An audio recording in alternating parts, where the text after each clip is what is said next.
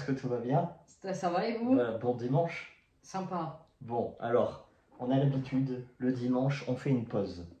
Oui, Pause lecture. pause café. On va parler de sujets qui ont trait à la lecture, mais comme ça, on va un peu dézoomer et parler d'autre chose que d'un retour très précis. Plus précisément, aujourd'hui, C'est un blabla. un blabla concernant le goût de la lecture. Voilà. Voilà. Comment nous avons eu le goût de la lecture et comment vous aussi, vous allez commenter et comment surtout transmettre aux jeunes générations parce que c'est dur. Voilà, hein, il faut avouer que pour transmettre en 2024 le goût de la lecture, c'est compliqué. Effectivement. Donc, on va faire une rétrospective. On a le temps, hein. Là, ça va durer longtemps. Voilà, on annonce de notre parcours de lecteur et de lectrice. Est-ce que on fait ça comment? On fait ça en même temps? Est-ce que tu veux commencer? Je pose des questions du genre à quel âge tu as commencé à lire? Allez, Pourquoi, comment? très bonne question. Vas-y, À nous toi l'honneur. t'écoutons. Moi, mon premier souvenir de lecture, je t'en ai parlé d'ailleurs, c'était cours préparatoire. Voilà, au CP, CE1, tous les lundis après-midi, direction bibliothèque municipale, juste à côté de l'école. On avait une règle, euh, on pouvait emprunter 3 bouquins par semaine. Voilà. Bon, tout le monde se jetait sur les bandes dessinées, évidemment. Donc là, on a fait non, non, non. Max 2 bandes dessinées et un troisième vrai livre, comme on disait ça, qui a lien avec l'une des leçons que l'on avait apprises en cours. CP, j'avais 6-7 ans, un truc comme ça, je dis ça de tête. On avait compris déjà à cette époque que c'était un instant un peu solennel. Voilà. C'est-à-dire que tu as 6-7 ans, voilà, tu es en classe avec tes copains, tu chahutes, tu t'amuses, voilà, tu cries et tout et tout. Mais une fois rentré dans la bibliothèque, chacun prenait son petit livre.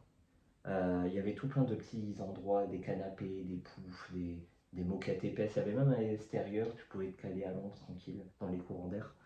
Et chacun se retrouvait tout seul avec sa lecture. Et c'était un temps pour soi. Temps calme.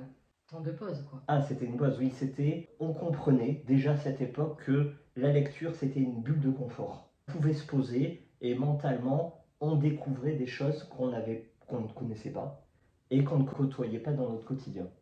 C'est pour ça que, deuxième impression, moi j'ai lu des bouquins qui m'ont interpellé. Pas choqué parce que ce serait un grand mot, mais 35 ans après, je m'en souviens. Mais en positif comme en négatif, surtout le livre dont je t'ai parlé tout à l'heure. Là, Oui. il y avait un bouquin, c'était des illustrations très réalistes d'un monde où les chevaux avaient pris le pouvoir sur les hommes. Et donc tu voyais des chevaux avec, en smoking, en costume, avec des chapeaux, sur des carrosses tirées par des esclaves humains. Mais moi, je voyais ça à 6-7 ans, je me disais, mais ça existe vraiment, ça? Mais pourquoi on va pas les sauver, ces hommes-là? En plus, ils étaient sales. Il y avait une espèce de une nudité, on voyait pas les parties intimes, mais les hommes, ils étaient sales, et ils souffraient, ils saignaient. Bon, c'est un livre qu'en 2024, on ne voit plus du tout dans la bibliothèque, sinon ça aurait fait scandale total. Mais moi, je te parle de là, c'était 86, 87, 88. Voilà, il y avait quelques livres bizarres qui, moi, m'avaient vraiment interpellé. Donc, la lecture, c'était une bulle de confort et le livre te permettait de connaître des choses que ton quotidien ne t'apportait pas forcément. Très bien. Voilà. Toi, est-ce que ton premier souvenir, le tout premier, Alors moi, je suis désolée, ça va pas être aussi détaillé que toi. oui, Je peux citer les livres que j'ai lus étant plus jeune. oui, Maintenant, j'ai pas de flashback comme Ouais. les tiens. Et pas d'anecdotes comme celle-ci. Mm. Moi, au collège perso, c'était temps libre. T'allais au CDI quand tu voulais, avec qui tu voulais à, pas. à l'école, t'avais pas de bibliothèque? Si, à l'école primaire, je Ouais, parle. ouais, Oui, mais franchement, zéro souvenir de ça. Ouais. Ce que j'ai lu, c'est tous les livres basiques de la Bibliothèque Rose. ouais, Hein, ça, tout le monde connaît. Ouais. Surtout les chairs de poule. oui, très connu, Voilà, ouais. faut savoir varier les genres. Hein. Mes premiers romans, c'était Harry Potter, que Très- j'ai reçu à mon anniversaire à mes 10 ans. Oui. Le tome 1, évidemment. Hein. Ensuite, j'ai enchaîné avec les Musso. Ouais, mais là, t'étais déjà ado, quoi. J'ai jamais été BD. Par contre, manga, oui. Mm. J'ai emprunté beaucoup de mangas. Un jour, je voulais en acheter. Mais en fait, ça coûte trop cher pour le peu de pages que tu as à lire dedans. Ouais. Donc, j'avais lu au collège tous les Fruits Basket, que je pense ceux de ma génération connaissent. Oui. Oui, parce qu'on n'est pas de la même génération. Non. On précise. Moi, à mon époque, les mangas, ça n'existait absolument pas. Ah, c'est pas possible. C'est pas assez vieux, les mangas. Ah oui, bah moi je suis encore plus vieux que les mangas, désolé. Hein. C'est impossible. Ah non, bah, ça a dû jure. passer à l'as. Non. Ou peut-être tu vas l'aborder plus tard, les Mickey Parades. Ah voilà, alors là, j'en viens. Parce qu'en parallèle de la bibliothèque, tous les mercredis matins avec ma mère, on faisait le marché, elle faisait ses courses, et après on avait le rituel du marchand de journaux, le buraliste, voilà, le libraire, qui n'a pas lu le journal. etc. Et là, on avait les très célèbres magazines, Journal de Mickey, hebdomadaire, la bande à Picsou, oui. Magazine, je crois. Et il y avait le Mickey Détective, alors ça c'était mon préféré. Voilà, c'était des mensuels.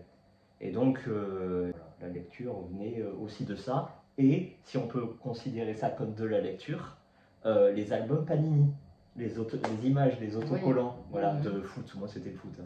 Voilà, les premières années c'était ça. Bien, bah, les livres qu'on a tous au collège, c'est drôle, on n'a pas lu les mêmes. Moi j'ai lu la 6e, que pas mal de personnes ont lu je pense, et évidemment Anne Frank. Ah ouais, non mais ça... Voilà. Anne Frank... tu l'as pas lu toi? Non, parce que on avait acheté la collection limitée là, qui est très belle d'ailleurs pour que tu le lises, justement. Voilà, nous on avait lu ça et c'est vrai que c'est un peu dur de lire ça au collège, mais c'était un beau bouquin. Au collège, alors pareil, j'ai un souvenir très précis. 5e, double assassinat à la rue Morgue. Voilà, je crois que c'est Edgar Allan Poe. C'était la première fois que dans un livre je voyais quelqu'un qui mourait. Et ça m'avait choqué. Je me disais, mais c'est possible de lire, d'écrire des trucs comme ça. Non, est-ce que je vais pas être accusé de complicité dans ce crime? Ouais, à ce point-là quoi. C'est la première fois, ça m'avait marqué. C'était même un bouquin où tu le retournais, tu le mettais à l'envers, façon manga, et là tu avais des jeux liés avec les personnages du livre, et tu pouvais même reconstituer ta petite enquête. Il y avait des questions aussi de compréhension, parce que ça restait un livre d'école. Hein. Voilà. Ce bouquin m'avait marqué. En parallèle, toujours des livres de cours, j'avais remplacé le Mickey Parade et tous les trucs comme ça, adolescence oblige, par les jeux vidéo. Voilà. Et donc, moi, j'achetais les mensuels du magazine de jeux vidéo. D'accord. Au départ, on avait Tilt, et Tilt, c'était très informatique, micro-ordinateur.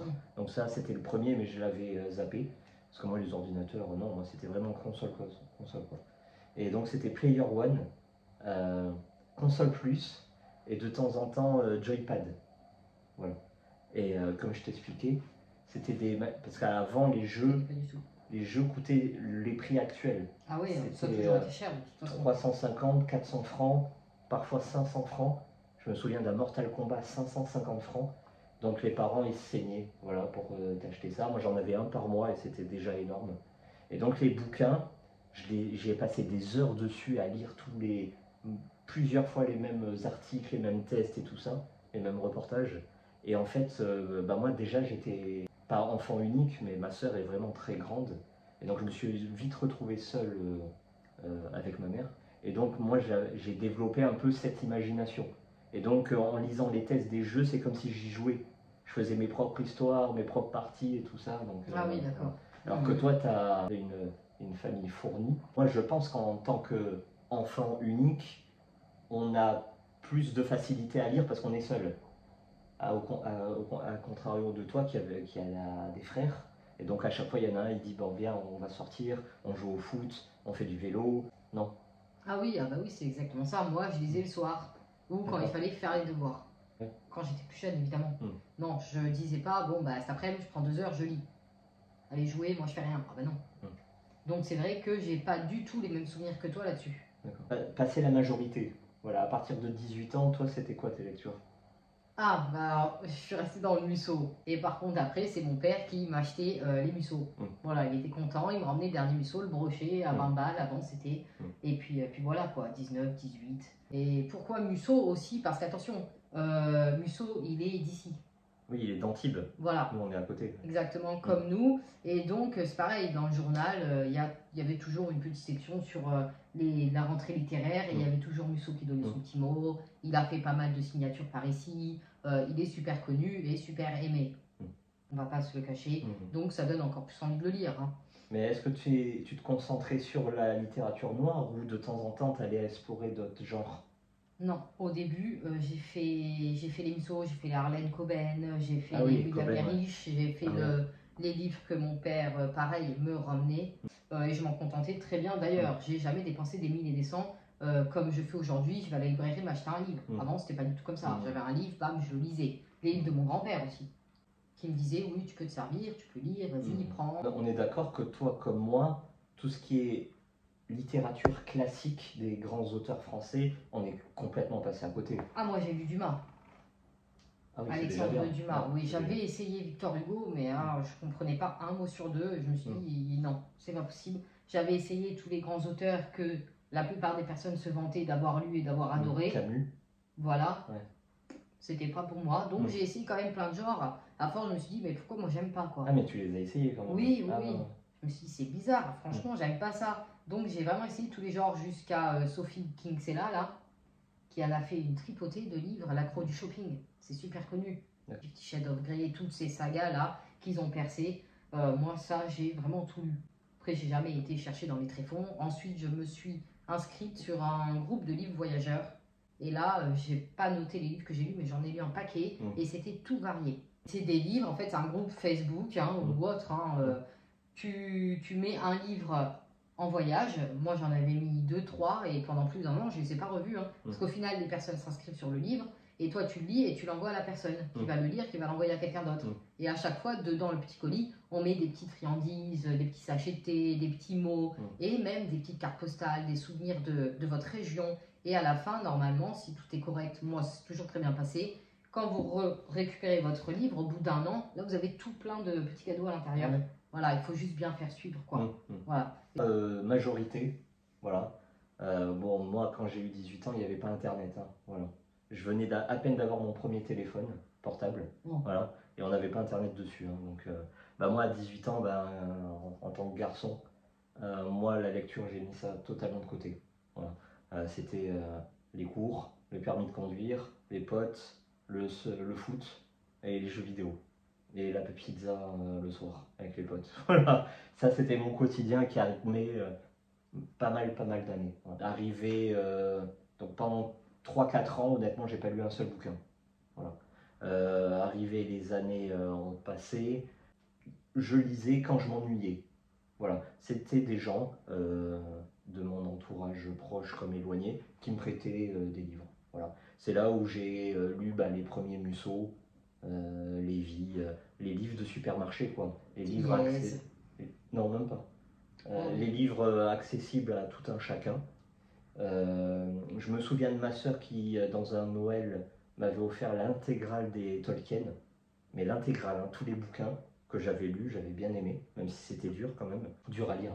J'avais l'arrière-grand-mère de ma fille, voilà, on va pas trop rentrer dans les détails, bref, qui m'a fait connaître la maison d'édition Actes Sud, tu sais, les noirs avec le liseré rouge tout autour. Oui.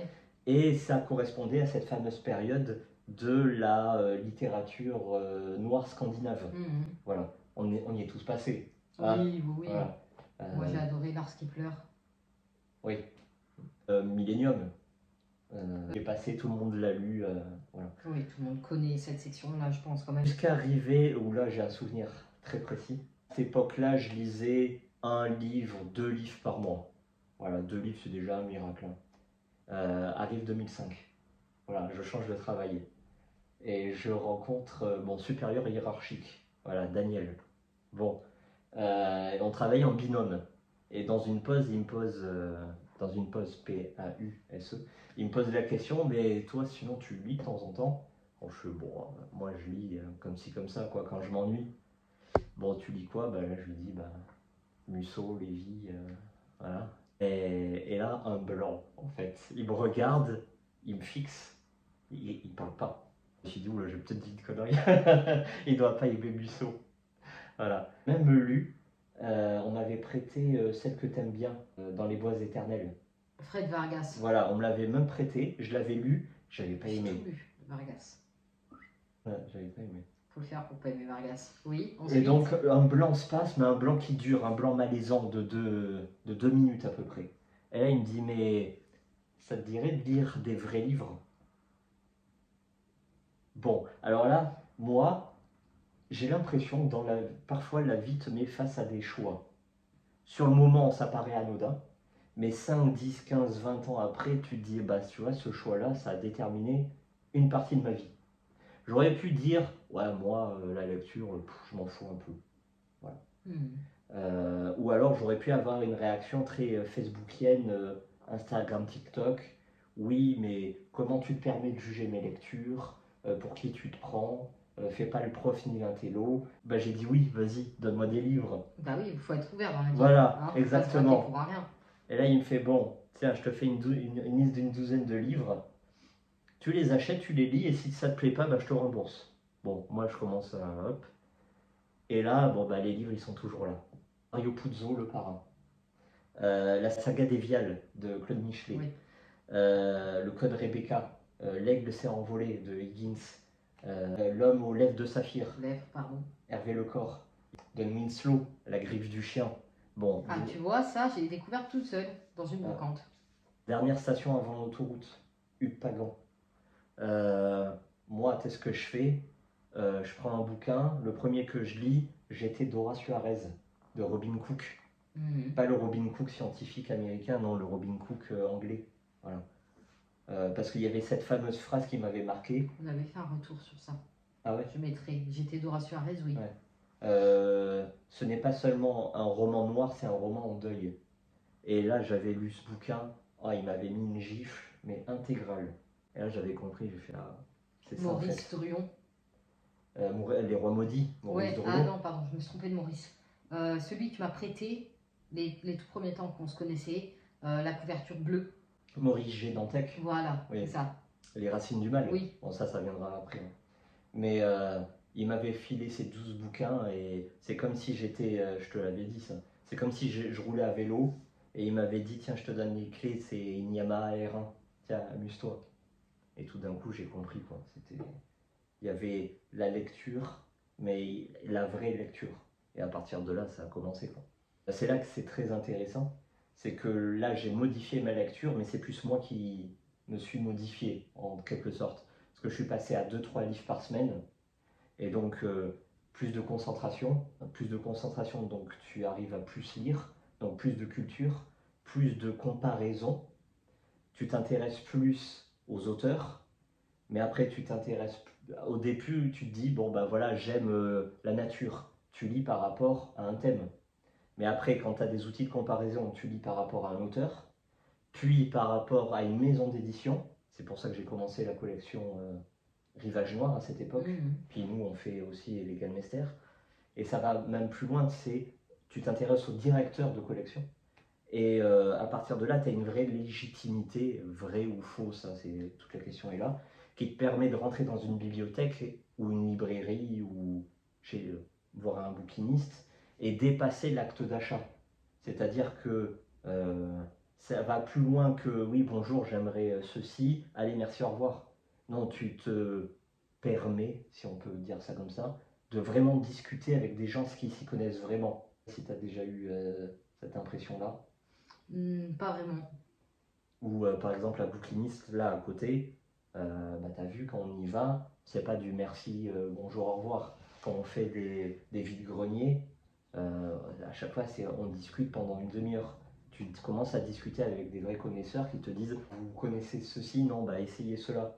Ouais, et votre impression sur ce bouquin-là, sur cet auteur, maison d'édition et tout ça. En même temps que la lecture évolue, tu as le lecteur qui évolue également. Tu es d'accord avec ça? Oui, je suis d'accord de ton côté. Oui. Parce que moi, étant pas vraiment sociable, quand je lis dans une très grande librairie, surtout quand avec des personnes qui ont des têtes, on va pas ajouter d'adjectif à ça, je vais être tranquille. D'accord. Donc je fais mes petites fouilles, puis si je trouve pas, au revoir. Je vais même pas demander en fait. Maintenant, c'est vrai que la bouquiniste du coin, je l'ai toujours appréciée, je la connaissais avant qu'on se connaisse. Et à chaque fois, je lui parle, je lui dis bonjour. Voilà, c'est une femme très très sympathique et très agréable. Mais c'est vrai que moi, pour le reste, brocante ou quoi que ce soit, à part demander les prix, j'ai jamais été dire vous me conseillez quoi, vous en pensez quoi. Jamais j'ai ouvert la discussion. C'est clairement pas dans mon état d'esprit d'ouvrir la discussion. Mais quand on est tous les deux, voilà, toi c'est vrai que tu vas plus papoter, bon moi un peu moins, mais au moins ça fait des échanges quoi. Maintenant, est-ce que j'ai besoin de ça? Non. Mais c'est pour ça que lire, c'est bien. Justement, t'as pas besoin de ça, pourquoi? Où c'est que tu prends? Parce que depuis le début, moi, vu que j'ai jamais trop connu quelqu'un qui lisait, je me suis toujours débrouillée toute seule. Et justement, tes choix de bouquins, ça se faisait comment? Par hasard? Par hasard, par le résumé et la couverture. Toujours en fait, oui, toujours. Et par l'épaisseur aussi. Il y a un moment, je faisais que lire des pavés parce que j'aimais trop ça. Avoir cette sensation de pavé et surtout de l'avoir lu en entier. D'accord. Voilà. Ensuite, j'en ai eu un peu marre. Avant, j'aimais beaucoup les brochets. Puis après, je me suis dit, en fait, le poche, c'est mieux. C'est plus facile à trimballer à droite à gauche, c'est plus facile à lire, ça fait pas mal aux mains. Chaque étape, il y avait un petit moment comme ça, quoi. Tu vois, c'est ça qui est intéressant. C'est parce que moi, par exemple, je lis jamais les résumés. Et donc, moi, ça, pour pas me spoiler, et donc je peux pas motiver mon achat par une couverture ou un résumé. Oui. Au contraire de toi, tu vois. Ah oui, mais moi, je ne peux pas voir un film sans savoir de quoi ça parle, et je ne peux pas lire un livre sans lire le résumé. C'est pas, tu peux pas te lancer. Voilà, demain, je traverse la rue, j'ai pas de but, je rentre dans le premier magasin que je croise. Ah, ben, tiens, je tombe sur des casseroles, là, les gens m'achètent une. C'est pas possible. Tu sors de chez toi, tu sais où tu vas. Quand je lis un livre, j'aime savoir où je vais. Il faut que je sache de quoi ça va parler, sinon je comprends rien. C'est possible de pas lire le résumé. Comme voir la bande-annonce, hein, pour ceux qui trouvent que ça spoil trop, c'est pas possible. Tu ne sais pas dans quoi tu t'engages. Tu payes pas 12 € le cinéma, alors que tu ne sais pas si le film va être bien ou pas. Il faut que ça te donne envie, il faut que tu aies envie d'aller au cinéma, il faut que tu aies envie d'y être. Oui, mais tu vois, moi, c'est les avis des gens. Parce que quelqu'un me dira... jamais compté là-dessus. Jamais j'ai compté là-dessus. Totalement, on est pas du tout pareil là-dessus. Parce que tu te fais ton propre avis et souvent, je vais dans le contraire des gens, moi. Souvent, je ne sais pas pourquoi. Oui, c'est vrai ça. Voilà, ouais, c'est totalement vrai. Donc, je ne me fie pas à ça du tout. Et quand ça dit, ah, c'est pas bien et tout, bah j'y vais et j'adore en fait. Tu vois. Donc, les avis des gens négatifs me donnent envie de voir parce que je vais aimer. Si on ajoute à ça les salons, là oui, on y va dans le but de discuter. Ah oui. Si l'auteur lui-même parle de son roman, ça m'intéresse grave. Et comme ça, j'ai fait pas mal de rencontres. Voilà. Et qu'on voit encore aujourd'hui, quand on retourne dans les salons, on va lui faire un petit coucou. Ça, c'est super sympa, ça, tu vois. Et en plus, tu ressors avec plein de bouquins et t'es enrichi, quoi.